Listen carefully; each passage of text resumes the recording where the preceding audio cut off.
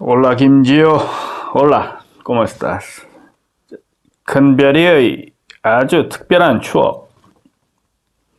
Hace calor hoy, mucho calor. Yo te extraño. 큰별이의 아주 특별한 추석. 이 녀석아 그렇게 늑장을 부리다가 내 앞이 산소에만 풀이 무성하겠다. 오늘은 그저 대바람에 휑하게 다녀오너라.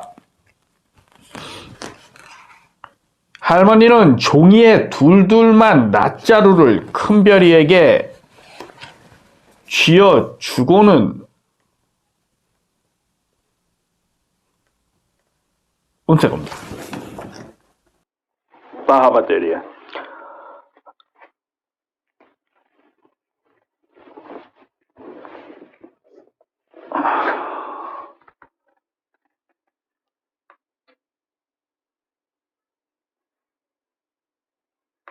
할머니는 종이에 둘둘만 낫자루를 큰별이에게 쥐어주고는 종주먹을 들이댔습니다. 주먹. 할머니의 성화에 못 이겨 집을 나선 큰별이는 굼뜨게 산을 올랐습니다. 큰별아 벌처러 가냐? 산 아래 콩밭에서 콩대를 꺾던 상수 아버지가 큰 소리로 물었습니다. 큰 소리로? 네, 내가 같이 해주랴? 아니에요. 저 혼자 할 수 있어요. 큰별이는 당차게 고개를 내저었습니다. 상수 아버지가 같이 해주면 좋긴 하지만 괜한 동정을 받고 싶지는 않았습니다. 큰별이는 산으로 불이 나게 올라갔습니다. 풀숲을 헤치며 걸을 때마다 메뚜기들이 펄쩍펄쩍 날아다니고 도토리들이 떡갈나무에서 후두둑후두둑 떨어졌습니다.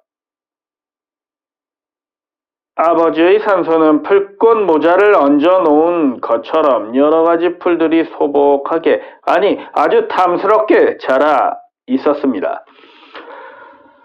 그 위로 호랑나비 한 마리가 훨훨 춤을 추고 있었습니다. 큰별이는 물끄러미 산소를 바라보았습니다. 상수 아버지도, 영훈이 아버지도, 기웅이 아버지도, 다른 아이들의 아버지는 모두 다 마을에 살고 있는데 왜 자기 아버지만 여기 누워있는지 알 수가 없었습니다. 아버지 미워요. 큰별이는 답답하고 속상한 마음에 퉁명스레 말을 내뱉었습니다. 3년 전 아버지가 큰 병으로 세상을 뜨자 모든 것이 달라졌습니다. 큰별아, 엄마 서울 가서 돈 많이 벌어올 테니 할머니 말씀 잘 듣고 있어야 한다. 추석 명절까지는 꼭 돌아올게. Un segundo. 아버지의 장례가 끝나고 몇 달 뒤 엄마는 큰별이에게 이런 약속을 남긴 채 작은 옷가방 하나 들고 집을 떠났습니다. 큰별이는 엄마를 태운 버스가 아지랑이 속으로 아물아물 사라지는 걸 허수아비처럼 꼼짝 않고 서서 바라보았습니다. 그러고는 날마다 달력을 보며 추석이 되기만을 손꼽아 기다렸습니다. 하지만 그 뒤로 추석이 2번이나 지나갈 동안 엄마는 돌아오지 않았습니다. 엄만 날 버린 거야. 큰별이는 입을 꼭 다물고 일어나 아버지 산소의 풀을 베기 시작했습니다. 큰별이의 조그만 손이 바쁘게 움직일 때마다 아버지의 풀꽃 모자는 차츰차츰 벗겨졌습니다. 뜨거운 가을볕이 내리쬐어 큰별이의 이마에는 금세 구슬땀이 송골송골 맺혔습니다. 산소 옆에는 엄마가 좋아하는 보랏빛 구절초가 한들한들 춤을 추고 있었지만 큰별이는 일부러 쳐다보지 않았습니다. 그걸 보면 엄마 생각이 더 날까 봐요. 아침 저녁으로 조금씩 선선한 바람이 불더니 어느새 추석이 내일로 다가왔습니다. 마을은 온통 잔치 분위기로 술렁거렸습니다. 작년에 태풍으로 다 지은 농사를 망쳤던 동네 어른들은 올해 큰 풍년이 들자 모두 입이 석류처럼 벌쭉 벌어졌습니다. 온 마을 가득히 누름적이며 산적 짖는 냄새, 나물 볶는 냄새, 송편 찌는 향긋한 솔잎 냄새가 솔솔 풍겨왔습니다. 무지락스럽기도 하지. 그래, 제가 집을 나가서 무슨 돈을 벌겠다고. 부엌에서 할머니의 구시렁대는 소리가 들려왔습니다. 보나마나 혼자 차례 음식을 장만하다가 화가 부글부글 끓어오른 모양입니다. 큰별아, 가게에 가서 막걸리 한 잔 받아오너라. 차례상에 올릴 술을 빠뜨렸구나. 할머니는 허리춤에서 꼬깃꼬깃 접힌 돈을 꺼내주었습니다. 큰별이는 부엌에 걸린 주전자를 집어들고는 마을 끄트머리 있는 가게로 달려갔습니다. 큰별아, 너희 엄마한테 소식 온 거 있니? 가게 아주머니가 조심스럽게 물었습니다. 아니요, 없어요. 가엾은 것. 그러다가 엄마 얼굴 다 잊어버리겠다. 아주머니는 혀를 끌끌 찼습니다. 뒷말은 듣지 않아도 나옵니다. 언젠가 큰별이는 마을 아주머니들이 아무래도 큰별이 엄마 딴 데로 시집갔나 봐. 얼굴 좀 예뻐야지 하며 귀옛말하는 걸 들었습니다. 주전자 가득 철철 넘치게 막걸리를 받아든 큰별이는 괜히 뿌질뿌질 부하가 치밀었습니다. 채, 못난이 아주머니 별걸 다 물어. 큰별이는 길가에 있는 돌멩이를 발로 툭 걷어차며 집으로 돌아갔습니다. 어느덧 까치산에서부터 휘영철 밝은 달이 둥실둥실 솟아올랐습니다. 큰별아, 어서 나와.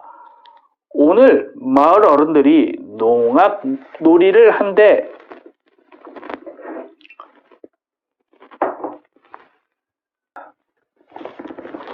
상수가 툇마루에 앉아 달궁경을 하고 있는 큰별이를 불러냈습니다. 알았어. 큰별이는 상수를 따라 나섰습니다.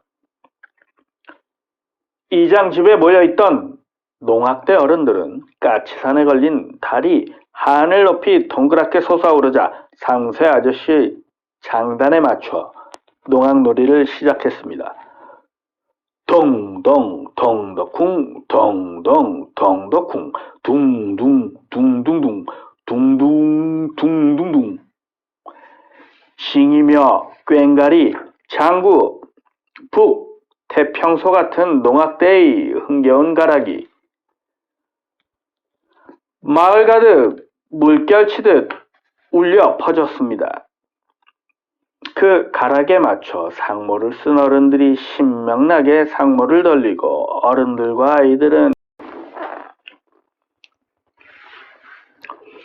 어른들과 아이들은 덩실덩실 으쓱으쓱 춤을 추며 온 마을을 돌기 시작했습니다. 땡과안부레 꼬미엔도기네요. 하지만 큰별이는 도무지 흥이 나지 않았습니다. 벨롱세입니다. 바모스. 하지만 큰별이는 도무지 흥이 나질 않았습니다. 농악놀이를 하는 어른들 틈에서 12발 상무를 신명나게 돌리던 아버지의 모습이 언뜻 생각났기 때문입니다. 게다가 그 모습을 보며 벚꽃처럼 환하게 웃던 엄마의 얼굴도 자꾸만 겹쳐서 떠올랐습니다. 큰별이는 사람들 틈에서 빠져나와 혼자 뒷산으로 올라갔습니다. 큰별이는 하늘 높이 동그랗게 떠있는 보름달을 보며 중얼거렸습니다. 달님도 우리 엄마가 어디 있는지 모르지요? 그래서 엄마를 안 데려다 주는 거지요? 이제 보니 달님한테 빌면 소원이 이루어진다는 것도 다 거짓말이에요. 지난 대보름 때도 그렇게 빌었지만 제 소원을 들어주지 않았잖아요. 다시는 달님한테 빌지 않을 거예요. 황새목이 되도록 엄마를 기다리던 큰별이는 볼멘 소리를 냈습니다. 그러자 자기도 모르게 눈물이 주르륵 흘렀습니다. 달님도 믿고 가게 아주머니도 믿고 구시렁대는 할머니도 믿고 약속을 해놓고 오지 않는 엄마도 믿고 그깟 병으로 죽은 아버지도 다 미워. 농악소리와 흥이 겨운 사람들의 노랫소리가 점점 크게 들려올수록 큰별이는 눈에서는 점점 더 많은 눈물이 흘러내렸습니다. 큰별이는 그만 어깨를 들썩이며 울고 말았습니다. 마을은 점점 조용해졌습니다. 흥겨운 농악놀이가 끝나자 모두들 집으로 돌아간 모양입니다. 집집마다 불을 환하게 밝힌 채 오랜만에 모인 친척들끼리 정답게 이야기를 나누는지 달빛을 타고 까르르 까르르 웃음소리가 새어나왔습니다. 큰별이는 산을 올라왔을 때보다 더 씁쓸한 마음으로 산을 내려갔습니다. 막 집 앞 살인문을 들어서던 큰별이는 흠칫 놀라고 말았습니다. 아! 새로 바른 안방 창호지에 두런두런 이야기를 나누고 있는 그림자 2개가 비쳤습니다. 큰별이는 괭이 걸음으로 살금살금 방문 쪽으로 걸어갔습니다. 어머니 죄송해요. 걱정 많이 하셨죠? 제 마음이 약해질까봐 여태 소식도 못 전했어요. 여기 그동안 식당에서 받은 월급을 꼬박꼬박 모아서 가져왔어요. 이젠 우리 큰별이도 제대로 공부시킬 수 있어요. 오냐, 그래, 잘 왔다, 잘 왔어. 무사하게 돌아와 준 것만으로도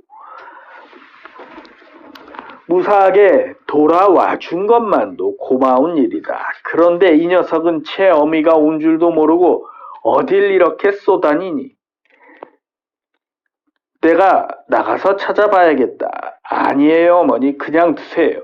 그 대신 얼른 송편을 빚어야겠어요. 큰별이가 오면 맛있게 먹으라고요.